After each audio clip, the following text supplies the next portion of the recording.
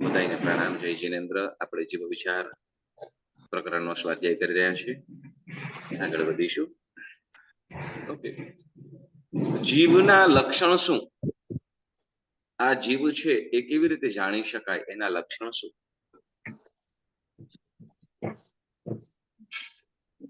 પેલું તો શ્વાસોશ્વાસ લે એટલે જીવ છે મનાય ને કે જીવ છે. શ્વાસોશ્વાસ લે છે એટલે આપણને ખ્યાલ આવે કે જીવ છે.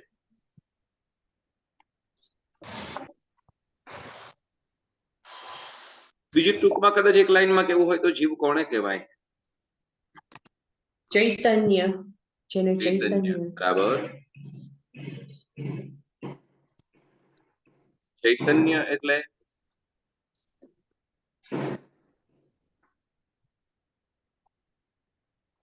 ના સિવાય બીજું જે પ્રાણોને ધારણ કરે છે તે જીવ. બરાબર. પ્રાણ કેટલા છે? 10. પ્રાણ કેટલા છે? 10. બરાબર ને? 10 પ્રાણોના નામ બોલી જાઓ.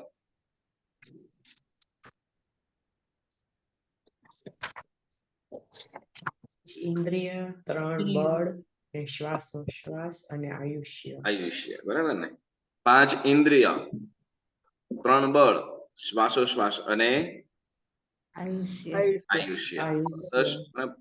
10 પ્રાણ કહેવાય છે. તો 10 પ્રાણમાંથી 10 પ્રાણ કોને કોને હોય? ગર્ભજ મનુષ્ય, ગર્ભજ તિર્યંચ, ગર્ભજ મનુષ્ય, ગર્ભજ તિર્યંચ, ગર્ભજ તિર્યંચ, બરાબર છે.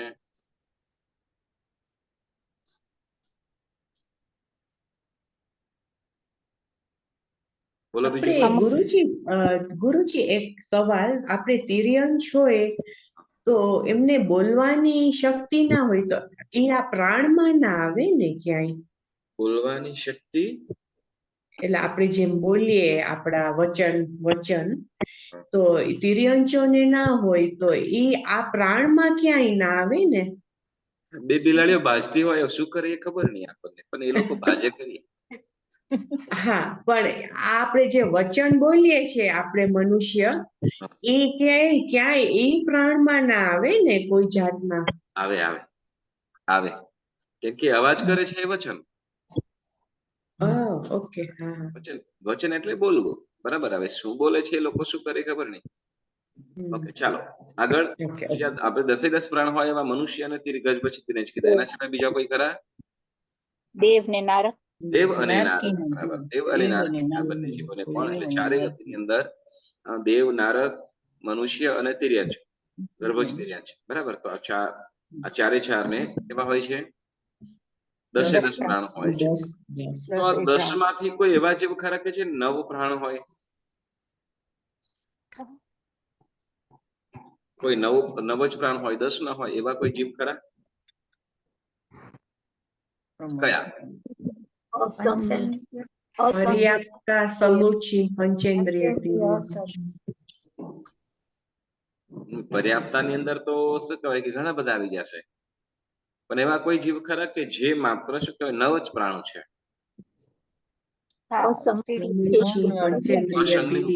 બોલો. ઓકે, કોણ બોલે છે પહેલા? બોલો. પ્રકાશો. રંજનબેન બોલો. સમુચિ પંચેન્દ્રિય તિર્યંચ. હા, સમુચિ પંચેન્દ્રિય તિર્યંચ, બરાબર. શ્યોર છો ને? I think so, yes. Ranjanben? મનવાળા પંચેન્દ્રિય જીવોને. મનવાળા પંચેન્દ્રિય જીવોને 9 પ્રાણ હોય, બરાબર? ના, વચન બળ કાય બળ મન વગરના. ઓકે, આગળ કોણ બોલશે? સમુચિન મનુષ્ય. સમુચિન મનુષ્ય કેટલા હોય?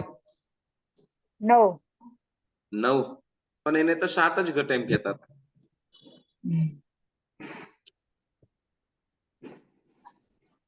એને 7 જ ઘટે એમ કહેતા હતા, પણ 9 ગણવાના. ઓકે, મન વગરના. વન વગરના પંચેન્દ્રિય સમૂર્છિ મનુષ્ય, જે સમૂર્છિ મનુષ્ય એને પણ 9 પ્રાણ ગણવા. ઓકે, તો કે જે સમૂર્છિમ તિર્યંચ પંચેન્દ્રિય છે, તો એવા સમૂર્છિમ તિર્યંચ પંચેન્દ્રિય એને 9 પ્રાણ હોય, અને સમૂર્છિમ મનુષ્ય છે એને પણ 9 પ્રાણ. બરાબર, પણ કેટલાક પ્રાણ ન પૂરા કરના અને પૂરું ન થવાથી એને 7 જ ગણી નાખવા. બરાબર. ઓકે, તો સમૂર્છિમ તિર્યંચ પંચેન્દ્રિય જે 9 પ્રાણ વાળા છે, એવા કોઈ જીવો આપણને જોવામાં આવે ખરા?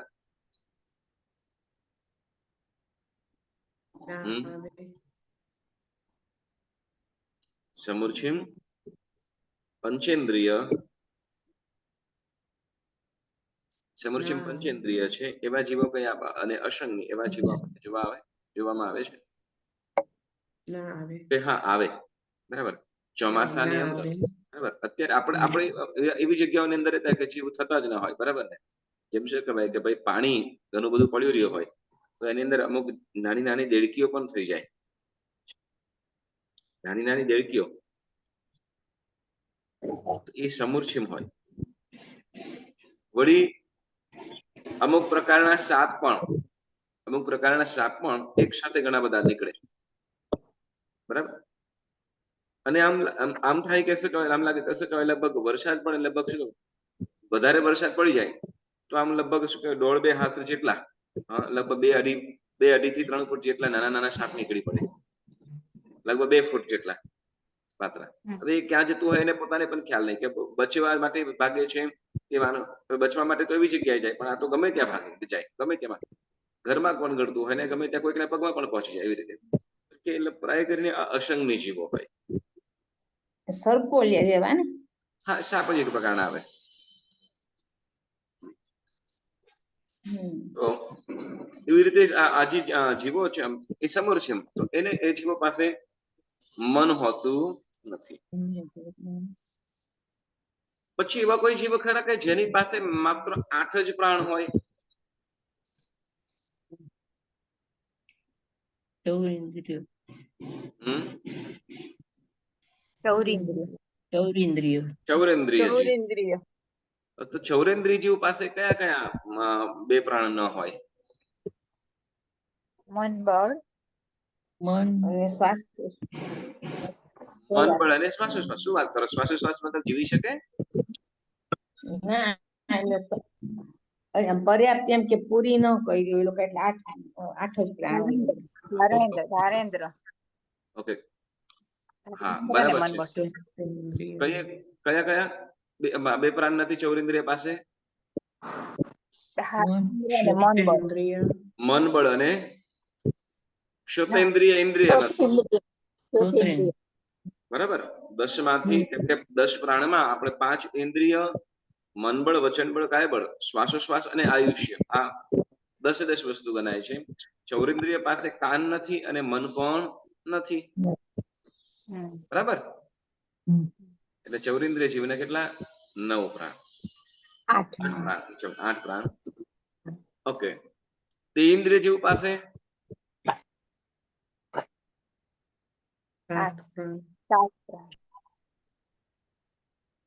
તે ઇન્દ્રિય પાસે 7 પ્રાણ.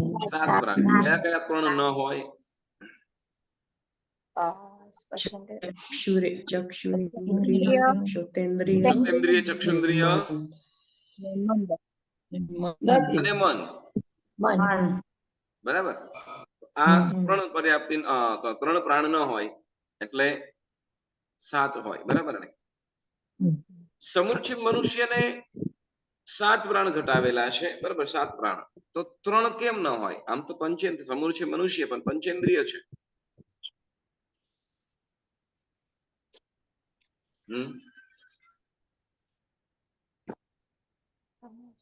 એની પાસે વચન બળ નથી હોતું ને શ્વાસોશ્વાસ પર્યાપ્તિ પૂરી કર્યા પહેલા જ એ મરણ પામી જાય છે. હા, અને 8 થયા. 8 થયા. શ્વાસોશ્વાસ પૂરી નથી કરી શકતો. બરાબર, પછી વચન મને નથી, મન નથી. હા મન નથી, બરાબર ને? પંચેન્દ્રિય જીવોને સમુચ્ચિમ મનુષ્ય, તો એની પાસે હવે સમુચ્ચિમ મનુષ્ય કેવો તો કે અપર્યાપ્ત અવસ્થામાં જ મૃત્યુ પામે છે. એક પણ અસંખ્ય જીવો અસંખ્ય વાર ઉત્પન્ન થતા હોય, બરાબર, પરંતુ એમાંથી એક પણ જીવ પર્યાપ્ત થઈ શકતો નથી, બરાબર. તો હવે એને 7 પ્રાણ ઘટાવેલા છે, કેમ કે 5 ઇન્દ્રિય, એમાંથી 5 ઇન્દ્રિય તો ખરી, પણ જે પ્રાણની અંદર જે મન બળ છે, તો મન છે નહીં. સમુચ્ચિમ મનુષ્ય પાસે મન નથી, બરાબર. એટલે એક ઓછું થયું, એટલે 9. વળી કેવું છે તો કે શ્વાસોશ્વાસ પર્યાપ્તિ પૂરી કરી શકતો નથી. 3 પર્યાપ્તિ પૂર્ણ કરે અને શ્વાસોશ્વાસ પર્યાપ્તિ પૂર્ણ કરે એ પહેલા જ મૃત્યુ પામે છે, બરાબર. એટલે શ્વાસોશ્વાસ પ્રાણ નથી, બરાબર. હવે શ્વાસોશ્વાસ પ્રાણ નથી આવતો, તો પછી વચન બળ પણ આવી શકતું નથી. એટલે શું કે શ્વાસોશ્વાસ, વચન બળ અને મન બળ આ ત્રણ નથી. એટલે સમુચ્ચિમ મનુષ્યને 7 પ્રાણ છે, બરાબર. ચાલો, તો સમુચ્ચિમ મનુષ્ય ક્યાં ક્યાં ઉત્પન્ન થાય? વિષ્ઠામાં, વિષ્ઠા, બળકા, અશુચિ સ્થાનમાં. હા, બોલો બરાબર છે. હા. સ્ત્રી પુરુષ કે ગર્ભજ મનુષ્ય નપુંસક જાતિના મળ વગેરે, મળ એટલે મળમૂત્ર વગેરેની અંદર, બરાબર, મળ. પછી વીર્ય, નાકનો મેલ, પિત્ત, પરસેવો, એઠવાડ, બરાબર. તો આવા જે અશુચિ છે, એ અશુચિની અંદર થૂંક, તો થૂંકની અંદર પણ આ ઉત્પન્ન થઈ જાય છે સમુચ્ચિમ મનુષ્યો. એટલે અંતર્મૂર્તની અંદર આપણે સાધુ જે ભગવંતો છે, પણ આહાર નિહારની જે પણ ક્રિયા કરે, તો એ કેવી રીતે તો કે અંતર્મૂર્તમાં સુકાઈ જાય એ રીતે. ચાલો, તો સમુચ્ચિમ મનુષ્યનું આયુષ્ય કેટલું હોય?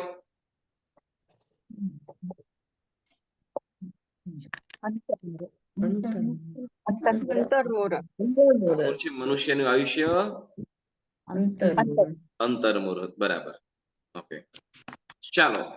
હવે ગર્ભજ મનુષ્યનું જગન્ય આયુષ્ય કેટલું અને ઉત્કૃષ્ટ આયુષ્ય કેટલું?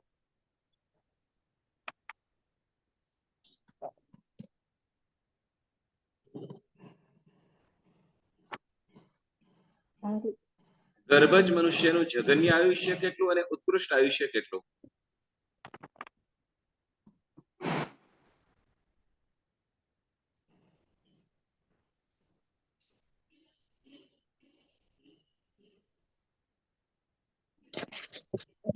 બોલો. 3 પલ્લીઓ પણ. 3 પલ્લીઓ પામ, બરાબર. 3 પલ્લીઓ પામ. જગન્ય આયુષ્ય, આયુષ્ય કે 3 પલ્લીઓ પામ જગન્ય છે કે ઉત્કૃષ્ટ? ઉત્કૃષ્ટ. અને જગન્ય અંતર્મુહૂર્ત, અંગુલ ના અંતર્મુહૂર્ત. જગન્ય આયુષ્ય, ગર્ભજ મનુષ્યનું જગન્ય આયુષ્ય અંતર્મુહૂર્ત. ઓકે, સૌથી ઓછી ઇન્દ્રિય હોય ને સૌથી વધારે અવગાહના હોય, બરાબર. સૌથી ઓછી ઇન્દ્રિય વાળા જીવોમાં સૌથી વધારે અવગાહના હોય એવા જીવના નામ આપો.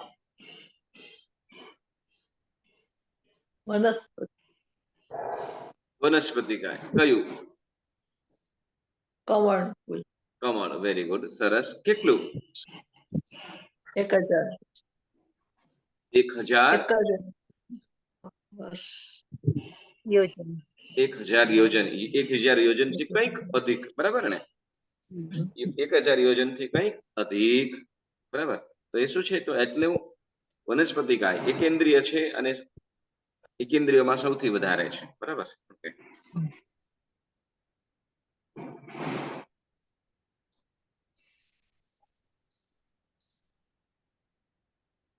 અબકાઈના જીવોમાં ઘણોદધી એટલે શું અને ક્યાં આવેલું છે?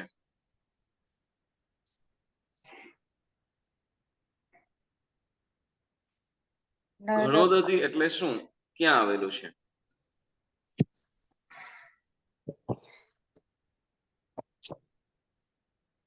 પૃથ્વી ધરતીના પૃથ્વી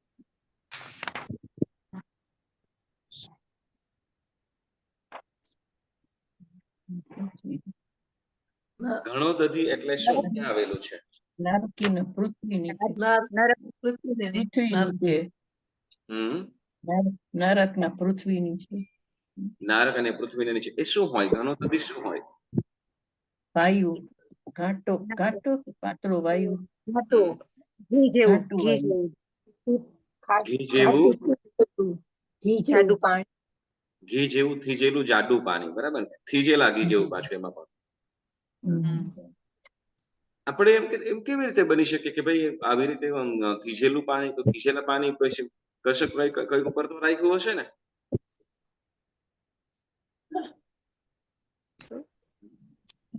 ચાલો, સરસ. ઓકે, ખાલી નારક નીચે જ કે બીજે પણ કઈ ખરું?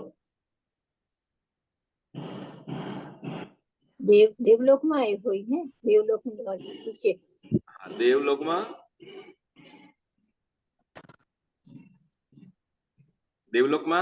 દેવોના જે વિમાનો છે ત્યાં પણ, બરાબર? દેવોના જે વિમાનો છે ત્યાં પણ. તો ધારો કે આપણે જે પૃથ્વી ઉપર રહીએ છીએ, પૃથ્વીની નીચે પણ એ રીતે હશે?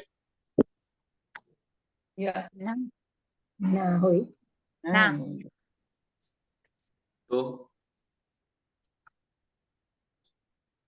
આપણે જે પૃથ્વી ઉપર રહીએ છીએ, પૃથ્વીની નીચે પણ હશે એવી રીતે? નહીં. પૃથ્વી નીચે શું આવશે?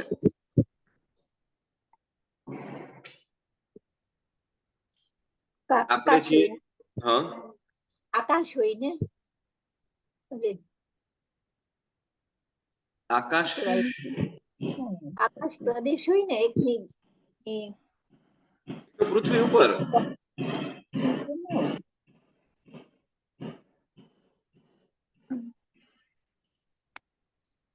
આપણી નીચે પણ શું છે? આ જે પૃથ્વી છે, બરાબર ને? તો એની નીચે એક્ઝેક્ટલી આપણે જે છે એની જ નીચે ત્યાં શું છે? પહેલી નારક પણ એમાં જ આવી જાય છે. જે પહેલી નારક છે ને આ જ પૃથ્વીની અંદર આવી જાય છે. અને એ જ પૃથ્વી નીચે શું આવે? તો ઘણોદધી, ઘાટું પાણી નીચે પાતળું પાણી નીચે ઘાટો વાયુ નીચે પાતળો વાયુ. તો હવે 4 લેયર રહેલા છે, બરાબર? પાતળો વાયુ છે, બરાબર? પાતળો વાયુ તો એ ફરી આમ મોમેન્ટની એ રીતે છે. ઘાટો વાયુ છે એ કેવો તો કે સ્થિર થયો છે. પવનનો હંમેશા સ્વભાવ કેવો તો કે વહેતો ખરો, પણ હંમેશા ઉપર તરફ જવાનો, બરાબર?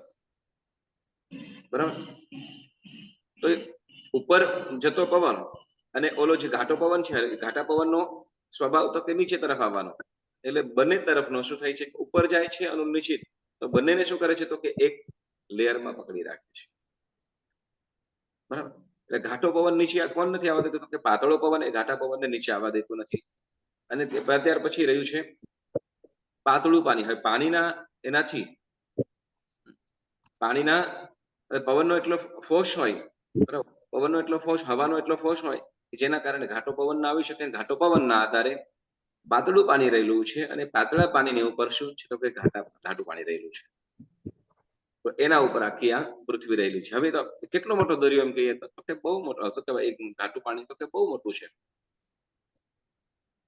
તો એના આધારે એ પૃથ્વી રહેલી છે. કદાચ ઘણા બધા શું કહેવાય, કોઈ જગ્યાએ આપણે જોઈએ છીએ કે ભાઈ શું કહેવાય, પાણી ઉપર સાવ રંગોળી કરી હોય. ઓલું મીણ હોય, બરાબર ને? મીણ નીચે પાણી રાખેલું હોય અને એના ઉપર કઈ રંગોળી પણ કરતા હોય. આવી ઘણું બધું ડિઝાઇન જોવા મળે. તમને ખ્યાલ હશે બધાને. પાણીમાં રંગોળી કરેલી હોય તો કેવી રીતે રહ્યું હોય?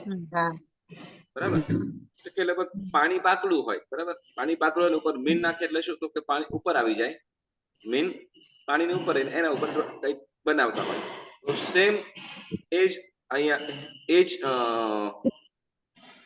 જ રીતે અહીંયા આ પૃથ્વી પણ રહેલી છે કે મીણ છે એ ઘાટું પાણી સમજી લો, ઘણું બધું સમજી લો, અને નીચે પાતળું છે. ચાલો ને આપણે દીવા કરીએ છીએ, તો દીવા કરીએ તો તે વખતે પાણી હોય, પાણી નીચે ઉપર જયારે ઘી નાખીએ એટલે ઘી શું થઈ જશે? પાણીની ઉપર રહેશે. પાણી શું કરે? ઉપર રહે ને. પાણી ઘી હંમેશા પાણીથી ઉપર આવી જશે. તો એ જ પ્રમાણે શું, તો કે પાતળું પાણી ઉપર ઘાટું પાણી આવી જાય. બરાબર કે ઘાટું છે એટલે પાતળું હોય તો નીચે જાય, પણ પાતળા કરતા અહીંયા ઘાટું છે એટલે ઘાટું પાણી નીચે પાણીની અંદર સમાવેશ થતું નથી. તો એ રીતે શું થઈ જાય? તો પાણી, તો એ ઘાટા પાણી ઉપર કોણ? તો કે આખી આ પૃથ્વી રહેલી છે. એ રીતે પહેલી, બીજી, ત્રીજી, ચોથી, પાંચમી, છઠ્ઠી, સાતમી એટલે નારક રહેલું છે. પણ એ દેવલોકની અંદર પણ એ રીતે છે. એ રીતે દેવલોકમાં પણ રહેલું છે.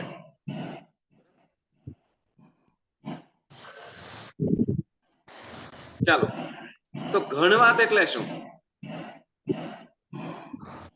ઘણવાત એટલે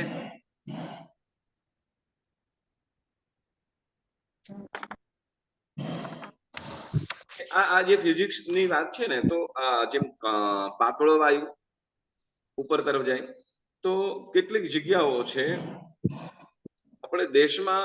લોનાવાલા સ્થાન તો તમને ખ્યાલ હશે, મુંબઈથી લગભગ 100 કિલોમીટરની અંદાજમાં છે, 80 કિલોમીટરની આસપાસ. તો લોનાવાલા એ રીતે આખું માઉન્ટેન ની રીતે અડધા ગોળાકારે થઈ જાય છે. તો ત્યાંથી કોઈ પણ વસ્તુ નાખો ને એટલે પાછી શું ઉપર જ આવી જાય, નીચે ના પડે. એક પોઈન્ટ છે. કોઈ પણ વસ્તુ તમે કદાચ પાણી નાખ્યું હોય ને, તો પાણી પણ શું કરે? તો કે નીચે ના પડે, સીધું ઉપર જ આવી જાય. કોઈ પણ વસ્તુ નાખી હોય ને, બરાબર, એક સંગે પાંદડા કે ગમે તે વસ્તુ નાખી હોય તો એ નીચે ના પડે, વસ્તુ કરે તો કે ઉપર આવી જાય. એવું કેમ હશે? ત્યારે એમ કે એનું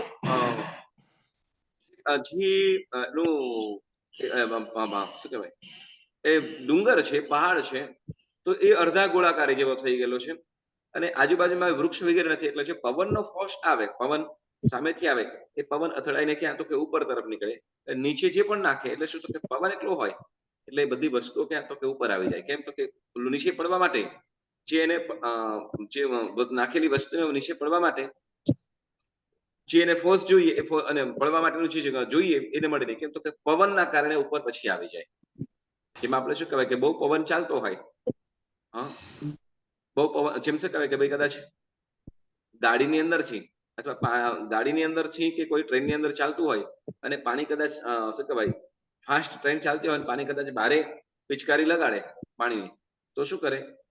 પોતાના ઉપર જ આવી જશે. બરાબર ને? એમ તો કે પવનના ફોર્સ પોતાના તરફ આવી, બરાબર ને? તો એ જ જેમ ફિઝિક્સ, તો એ રીતે પાતળો વાયુ છે એ ઉપર તરફ જવાનો સ્વભાવ વાળો છે, અને એના નીચે એના ઉપર જે ઘાટો વાયુ છે, જે આપણે ઘનવાત કહીશું, તે ઘનવાતને નીચે આવવા દેતું નથી. કોણ? કે પાતળો વાયુ. અને એટલે ઘનવાત ત્યાં સ્થિર છે. ઘનવાત ઉપર રહેલું છે પાતળું પાણી. એ પાતળા પાણી ઉપર રહેલું છે આ ઘી જેવું થીજેલું પાણી, અને એના ઉપર આ પૃથ્વીઓ અને દેવલોક વગેરે આ રીતે રહેલા છે. બરાબર? સરસ. ઓકે, તો અહીંયા લોકનું પ્રમાણ કેટલું કીધું છે? લોકનું પ્રમાણ કેટલું? 14 રાજલોક. બરાબર છે. તો 14 રાજલોક એવું પ્રમાણ કેવી રીતે લીધું? એ પ્રમાણ કેવી રીતે, માપ કેવી રીતે કાઢ્યું હશે કે 14 રાજલોક? હા, તો એક રાજલોક બરાબર કેટલું? કેટલા કિલોમીટર? 1000, 200, 500, કરોડ? કેટલા કિલોમીટર બરાબર? અથવા શું એવું માપ કર્યું હશે કે જેને આનું એક રાજલોક કહેવાય? આ માપને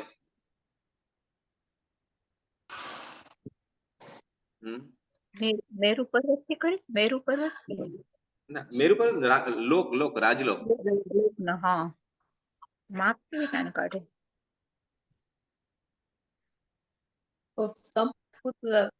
ભૂમિમાં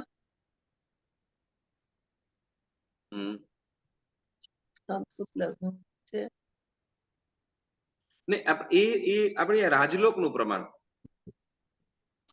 રાજલોક 14 રાજલોક છે ને, તો એને એક રાજલોક અને કહેવાય એમ કેવી રીતે કહી શકાય? એનું માપ શું?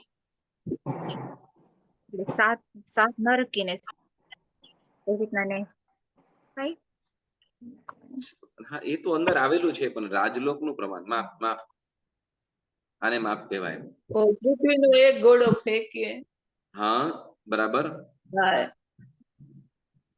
ઈ જે 6 મહિને પ્રદક્ષિણા દઈને પાછું આવે એ તો. કોણ? પથ્થર પ્રદક્ષિણા દઈને પથ્થર ક્યાં આવશે? બોલ એક દડો કે છે. હા, પણ દડો ક્યાં પ્રદક્ષિણા આપશે?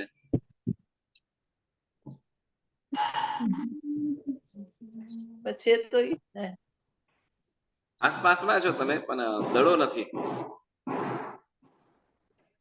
કોણ બોલશે બીજું?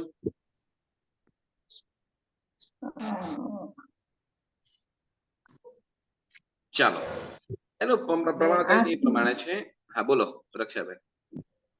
આંખના પલકારામાં 3 પ્રદક્ષિણા જંબુદીપને આપે એટલી સ્પીડ વાળો 6 મહિનાનો એમ કે 6 મહિના સુધી ફરે એટલો જ્યારે એક રાજલોક થાય. હા, યસ.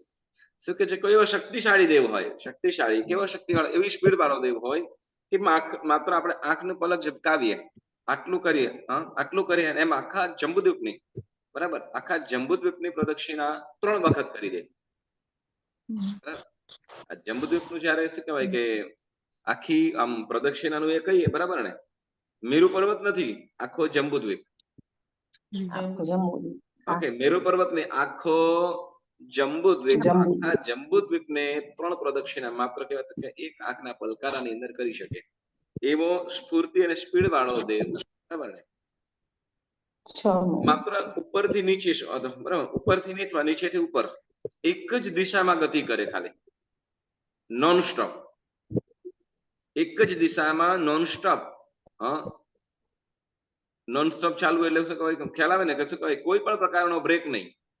આપણે કરીએ આખો દિવસ ચાલવાનું છે અને શું કે આખો દિવસ ચાલવાનું છે, ભાઈ થોડા ચા પાણી કરતા જઈએ, એવું નહીં. કન્ટિન્યુ એક સાથે, અને એની એ જ સ્પીડની અંદર, બરાબર. તો એટલા 6 મહિના સુધી જેટલું અંતર કાપે, તો એ અંતરને શું કહેવાશે? એક રાજલોક. ઓકે, એક રાજલોક એટલે એક જ દિશા તરફ એક સ્પીડની અંદર. અને કેટલી સ્પીડ?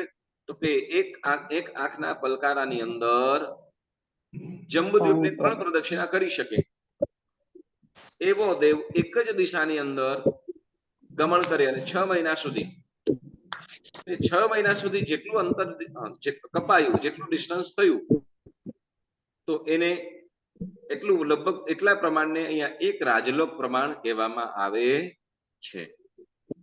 કે ઉપરથી અહીંયા કદાચ પૃથ્વી શું કહેવાય, અહીંયા આપણે જે સમપુતલા ભૂમિ છે અથવા અહીંયા આપણે રહીએ છીએ એ પૃથ્વી ઉપરથી એવો દેવ કન્ટિન્યુ ઉપર જે રાખે, બરાબર, 6 મહિના સુધી. કેટલા? 6 મહિના સુધી જેટલું ડિસ્ટન્સ કાપે, તો એ અહીં શું કહેવાય છે? તો કે એક રાજલોક કહેવાશે, બરાબર. ચાલો, તો એ લોકની અંદર લોક છે એ 14 રાજલોક પ્રમાણ કીધું. તો અલોક કેટલો? અનંત છે ને અલોક. અલોક અનંત. લોકનું પ્રમાણ 14 રાજલોક કીધું, પણ અલોક તો કે અલોક અનંત છે, અલોક અનંત છે, બરાબર. હવે ઓકે, તો લોકની અંદર પણ 3 જીવો કઈ જગ્યાએ રહેલા છે? ત્રસનાડીમાં,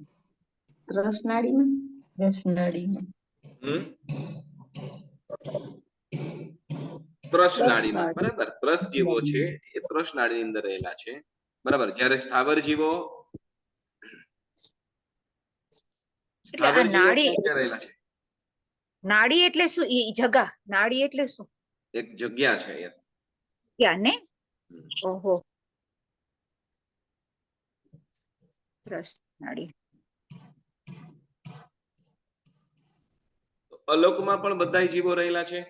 સોરી, અલોકમાં નહીં, તૃષ્ણાળીની બારે કયા જીવો રહેલા છે?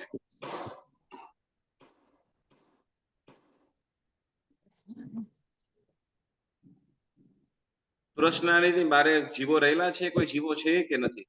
નથી રહેલા. સ્થાવર જીવો હોય ને, સ્થાવર જીવો સ્થાવર. રહેલા છે. કયા? સ્થાવર જીવો. સ્થાવર જીવો, અને એ પણ મોટા ભાગના સૂક્ષ્મ જીવો. કેવા? જે સ્થાવર છે બધા સૂક્ષ્મ જીવો બારે રહેલા છે. તૃષ્ણાળીની બારે બધા સૂક્ષ્મ જીવો છે. બરાબર, ઓકે. હાથેથી ચાલનારા જીવોને જીવ વિચારમાં કયા જીવો તરીકે ઓળખાય છે, અને કયા કયા જીવો એવા છે? હાથેથી ચાલનારા જીવોને જીવ વિચારમાં કયા શબ્દથી ઓળખાવેલા છે, અને એવા જીવોના 2-3 નામ જણાવો. ભુજ પરિસર. ભુજ પરિસર. બરાબર, ભુજ પરિસર. ઓકે, કયા કયા જીવો એવા છે? વાંદરા. ચિંપાંઝી. વાંદરા, ચિંપાંજી, ખિસકોલી. બરાબર, નોળિયો. નોળિયો. બિલાડી. બિલાડી ના, બિલાડી ના આવે. ના આવે. બિલાડી ના આવે. ખિસકોલી, નોળિયો, વાંદરો, ચિંપાંજી. બરાબર બબુન, આ બધા કેવા છે? ભુજ હાથે પરિસર. ચાલવા માટે એ લોકો હાથનો પણ ઉપયોગ કરે છે. યસ. ઉર પરિસર એટલે શું? પેટી. પેટ વધે ચાલે છે. પેટેથી ચાલનારા જીવો. ચાલો, બરાબર, બહુ સરસ. ચાલો, ઉત્સર્પિણી અને અવસર્પિણી આ બંનેમાં શું ફરક? ઉત્સર્પિણી અને અવસર્પિણી એટલે શું? બંનેમાં ફરક શું? ઉત્સર્પિણીમાં બધું વધારો થાય, અને અવસર્પિણી બધું ઘટતું જાય, ઓછું ઓછું થતું જાય. જેમ કે અત્યારે આપણે ઉત્સર્પિણી ચાલે કહેવાય કે નહીં? બોલો. ટેક્સ વધતા જાય, ભાવ વધતો જાય, મોંઘવારી વધતી જાય, રોગ વધતા જાય, બીમારી વધતી જાય, તો અત્યારે ઉત્સર્પિણી કહેવાય ને? મનુષ્યની કાયા ને બધું એકદમ ઉત્સર્પિણી મોટું ને બાંધતું, ઊંચાઈ પહોળાઈ બધું વધારે હોય, ને હવે બધું ઘટતું જાય ધીમે ધીમે. ધન ધાન્ય પણ એકદમ ફાઇન હોય, અત્યારે ધીમે ધીમે એમાં રસ ઓછા થતા જાય. હા, વેરી ગુડ રક્ષાબેન. બરાબર. તો કે શું કહીએ છો કે જે મનુષ્યનું જે શું કહેવાય આયુષ્ય, બળ, બુદ્ધિ, બરાબર, અને જે વનસ્પતિઓ વગેરે છે એમાં પોષક તત્વ, આહાર વગેરે, તો આ બધું શું છે? તો ઘટતું જાય. બરાબર ને? તો એને શું કહેવાશે? અવસર્પિણી. બરાબર, અવસર્પિણી. તો ઓલું ઉત્સર્પિણી અવસર્પિણી ભેગી કરી નાખી ના, શરીર, શક્તિઓ, બળ, બુદ્ધિ તો બધું ઓછું થતું જાય, પણ વળી શું કહેવાય કે મોંઘવારી, રોગ, બીમારી, આશાઓ, તૃષ્ણાઓ વધતું જાય, તો ઉત્સર્પિણી થઈ ગયું કે ના? તો કે જ્યાં મનુષ્યનું આયુષ્ય, બળ, બુદ્ધિ વગેરે જેમાં વધતું જાય, બરાબર ને, દ્રવ્યો વધતા જાય છે, તો એને શું કહેવાશે? ઉત્સર્પિણી. બરાબર.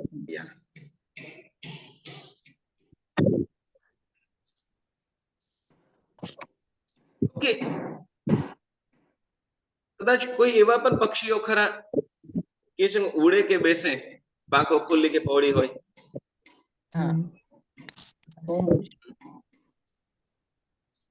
પક્ષીઓના નામ આપેલા છે, કોઈને ખ્યાલ છે? રોમજ પક્ષી. રોમજ પક્ષી. બરાબર. રોમજ પક્ષી શું કરે?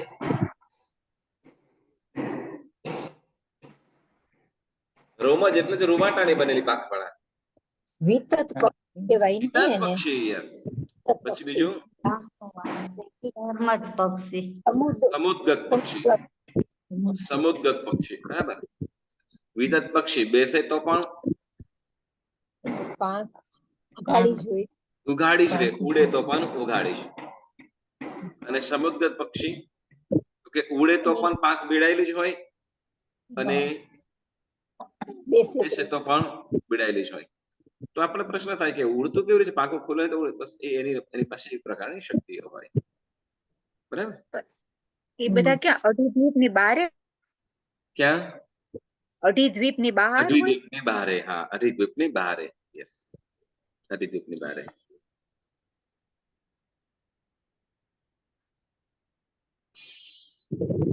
ત્રીજી નારકીના જીવની અવગાહના કેટલી થાય?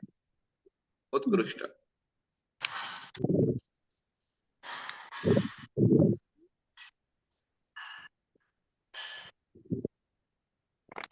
ત્રીજી નારકીના જીવની અવગાહના.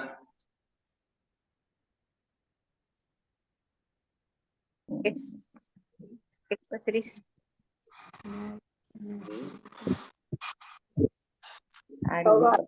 ધનુષ. સવા 31 ધનુષ્ય. હા, સભા 31 ધનુષ્ય. ત્રીજી નારકી.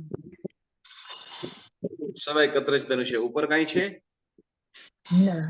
ના, સવા 31 ધનુષ્ય બરાબર છે. ઓકે, ચાલો. એવા કયા કયા દેવો છે કે જેની અવગાહના 7 હાથની છે? હાથની. કયા કયા દેવો છે કે જેની અવગાહના 7 હાથની છે? ભવનપતિ, વ્યંતર, ભવનપતિ, વ્યંતર, વ્યંતર, જ્યોતિષ. જ્યોતિષ્ક. બરાબર. પછી જુંબક તથા જૃંબક. બરાબર. પરમાધામી પરમાધામી અને પહેલો બીજો દેવલોક. પેલા ને બીજા દેવલોક. બરાબર ને? પહેલા બીજા દેવલોક સુધીના બધાય દેવોની અવગાહના કેટલી છે? 5 હાથ. 5 હાથ ની 7 હાથ. પહેલા બીજા દેવલોક સુધીના બધાય દેવો. બરાબર. હજી કોઈક રહી જાય છે? કિલ્બિષિક દેવ. હા, કિલ્બિષિક દેવ. બરાબર. પણ કિલ્બિષિક પહેલો કિલ્બિષિક. ઓકે, પહેલા કિલ્બિષિક. પહેલો કિલ્બિષિક દેવ છે ત્યાં છે. બીજા દેવલોક ની નીચે આવે છે. બરાબર. તો પહેલા બીજા દેવલોક અને પહેલો કિલ્બિષિક, 5 જ્યોતિષ્ક, 10 દ્રિયંજૃંબક, 8 વ્યાણવ્યંતર, 8 વ્યંતર, 10 ભવનપતિ, 15 પરમાધામી. તો આ દેવોની અવગાહના 7 હાથની છે. ઓકે, ચાલો. સૌથી ઓછી અવગાહના અને સૌથી વધારે આયુષ્ય એવા કયા દેવો છે કે જેની અવગાહના સૌથી ઓછી અને આયુષ્ય સૌથી વધારે? અનુત્તર દેવ. અનુત્તર વાસી દેવો. બરાબર ને? અવગાહના કેટલી છે? એક હાથની અવગાહના ઊંચાઈ. કેટલી છે? એક હાથ. 1 હાથની. અને આયુષ્ય 33 સગરૂપો. આયુષ્ય 33 સગરૂપો. 33 સાગરોપમ. બરાબર ને? ચાલો. એક કાળચક્ર નો સમય કેટલો કીધો છે?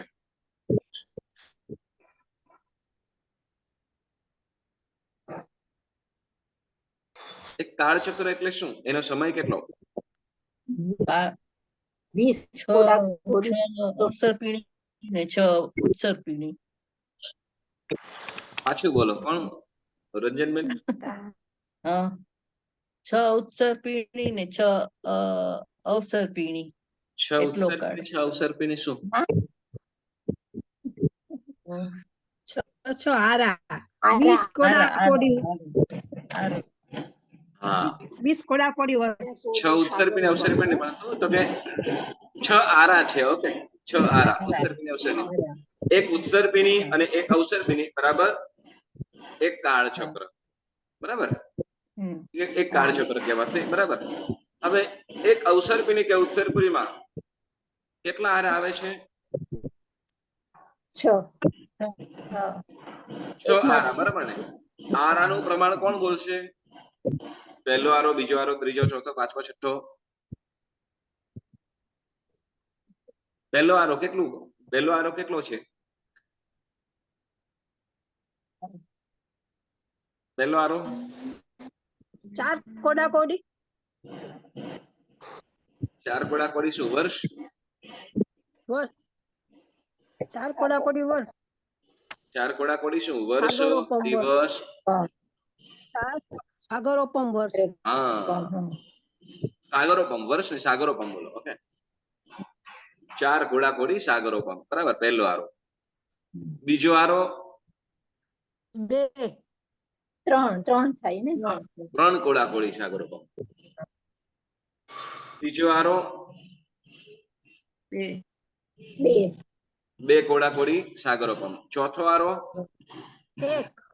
1 કોડાકોડી હા 1 કોડાકોડી ના,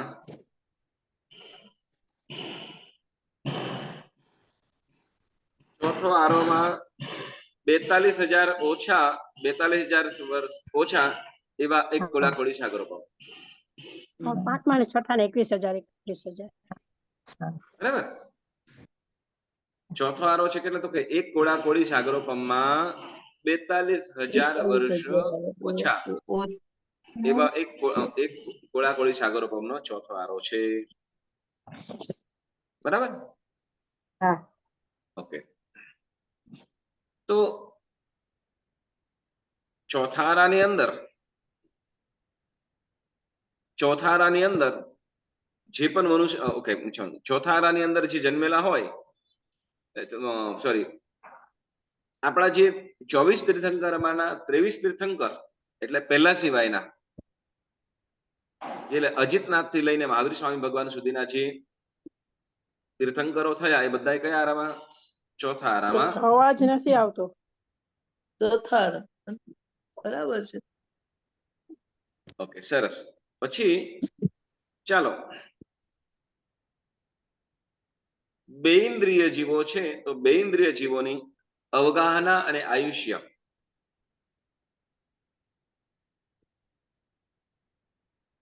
બેઇન્દ્રિય જીવની અવગાહના અને આયુષ્ય.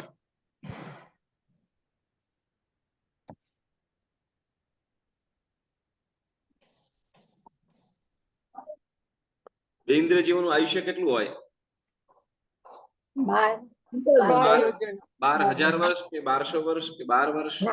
12 વર્ષ 12 વર્ષ. બરાબર છે. અને અવગાહના 12 યોજન. બરાબર ને? 12 યોજન. ઓકે, 12 વર્ષ ને 12 યોજન ને આ 12 યોજન જે છે એ ક્યાં, એવા જીવો ક્યાં રહેલા છે?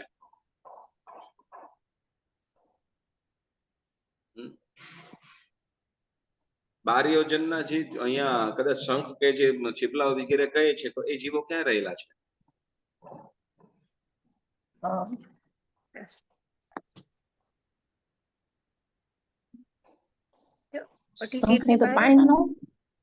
હા,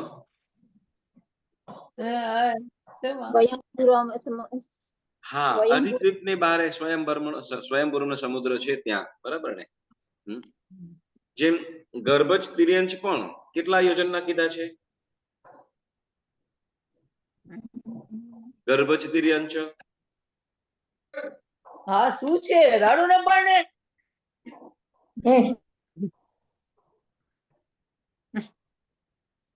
ગર્ભજ તિર્યંચ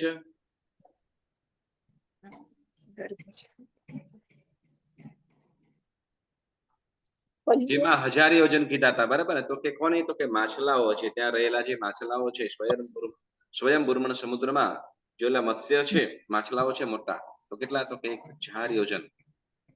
1000 યોજન પ્રમાણના છે. તે પણ સ્વયંભૂર્મણ સમુદ્રની અંદર રહેલા છે. તો આવા અનેક પ્રકારના જીવો આ દુનિયાની અંદર જોવા મળે છે. ઓકે, દુનિયાની અંદર શું કહેવાય? બધા પ્રકારના જીવો છે. કઈ પ્રકારના જીવો નથી? બંગડી નો શેપ હે. બંગડી અને નળિયા નો શેપ. નળિયા, બરાબર ને, જે અર્ધા ગોળાકારે જે આવે ને એ ટાઈપના, બરાબર. તો આ બે આકારના જે જીવો છે એ નથી, બાકી બધી જ આકારના જીવો અહીં આ દુનિયાની અંદર રહેલા છે, બરાબર. તો આજે ખાલી આપણે રિવાઇઝ કર્યું છે, અને આવતી વખતે આપણે જે જીવ વિચાર આપણે જે ભણ્યા છે એનો સારાંશ છે, મોરલ શું છે, આ શું કામ ભણ્યા આપણે, આનાથી આપણને શું લાભ થવો જોઈએ અને શું કરવું જોઈએ, તો એની વાતો અને આપણે આવતા સોમવારે કરીશું. તો આજનો સ્વાધ્યાય આપણે પૂર્ણ કરીએ છીએ, અને પૂર્ણ કરીએ પહેલા